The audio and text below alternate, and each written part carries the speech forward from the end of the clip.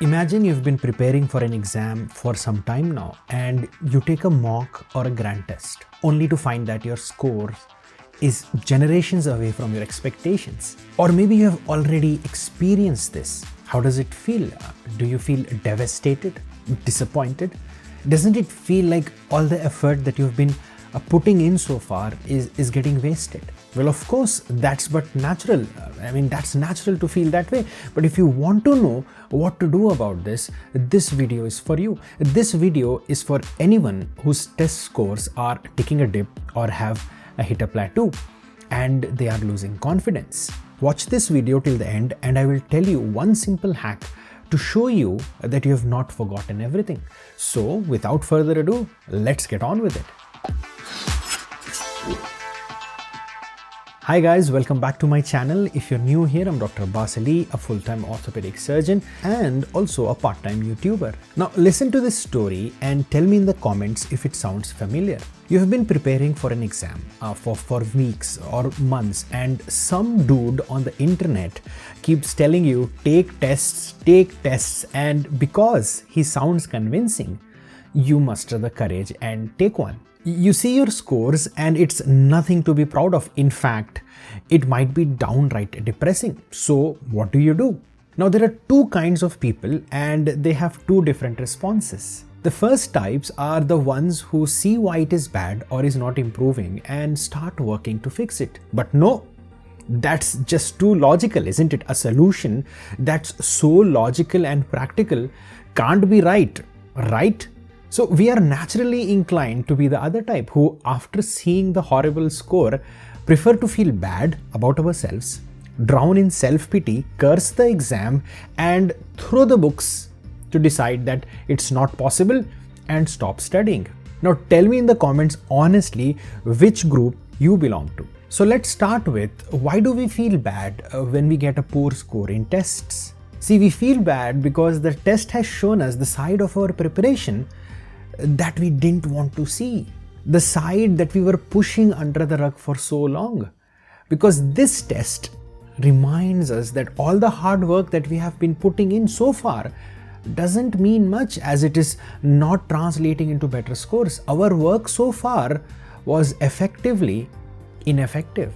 Now I know this is a natural response and we will definitely feel sad. There is no denying it. But the thing is, honestly, you should not feel bad about it. Sir, it's so easy for you to say don't feel bad. That's just a cliche answer. Okay, let me put it this way. Suppose you have two friends and every time you do something stupid, one of them laughs with you, pats you on your back, hypes you up by saying stuff like, "You're so cool, man, that was so funny." And this other friend watches you in silence and when you're all alone tells you, "Nah, whatever you have done is stupid and you should stop doing it. Otherwise the whole world will laugh at you one day." Now we all know that whatever the second friend has told us is right. It might sting us, but it is the truth. Now you can feel bad about it and listen to him, or ignore him today and end up making a fool of yourself tomorrow. Practice tests are that second friend. Listen to them, okay? Great. Now that we have the right mindset, how do we improve our scores? Let's talk about that. See, practice makes you perfect, but if you keep practicing the wrong things again and again, it only makes you better at making mistakes. So start by identifying what's going wrong. See, the errors you make in your exam can be chalked under 4 headings. Let's call it MICS, M-I-C-S. M stands for memory. These are the mistakes you make because of your memory. These are the things you keep forgetting even though you have read them multiple times. See, there are a lot of facts you need to remember. Although these facts may look like they make sense when you're studying them and they are in context, you will still have to memorize them.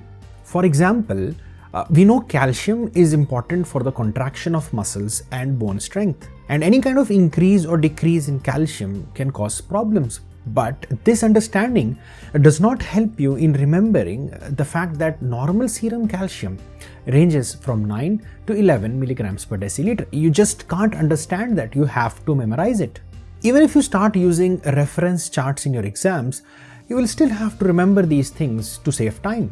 So although everyone talks about understanding things and learning conceptually, we honestly just can't get away from these facts.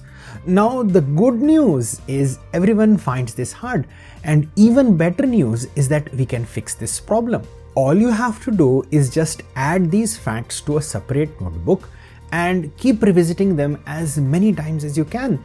If you want to, you can use flashcard apps like Anki or make flashcards yourself. And whenever you revise these facts, it's best done by actively recalling them, answering a question rather than just reading them passively. Also, when you're reviewing these flashcards or notes, space them out appropriately. I've talked more about this spaced repetition in one of my other videos. You can watch it over here. The advantage of doing this is that it helps you transfer this piece of information from your short-term memory into long-term memory. Now, if you're a NEET UG aspirant, I suggest trying out Basidia app. It does exactly that. It keeps reminding you of important facts in a spaced manner automatically so that you don't forget it, at least till the exam. I is for information. Now these are the questions you get wrong because you had no idea what it was. Now every exam will have questions you have not heard of. If it's a multiple choice question, you can try using your detective skills to rule out the wrong options, but it may not always work. Don't worry about it. Learn that new piece of information and call it a day. But if it's a subjective or an essay type of exam, then just try to find out one or two important keywords from very helpful people around you and start writing down your own story in the exam. I bet you it will still be better than Sadak 2. C is for conceptual questions, and these are the questions you get wrong because you have an error in understanding the concept. These are the ones I want you to pay close attention to because these are the ones that separate the men from the boys or women from the girls. What I mean to say is you can't get them wrong. These test your core understanding of the subject. And if you start getting them wrong, friends, it simply means your foundation over which you're building this long preparation is shaky. My suggestion is to get back and review the concepts and spend time there. If you have learned something wrong, unlearn it, fix it, mark it, and keep reviewing it again and again. The time you spend here is not wasted. If you have your concepts rock solid, trust me, you will keep reaping its rewards for a very, very long time to come. Not only for your exams, but for the rest of your life as well. Let me give you a small example. Now, not a lot of orthopedic surgeons remember the basics of ECG. So once we were on rounds with my old boss, and when we opened the case sheet, I happened to look at the ECG.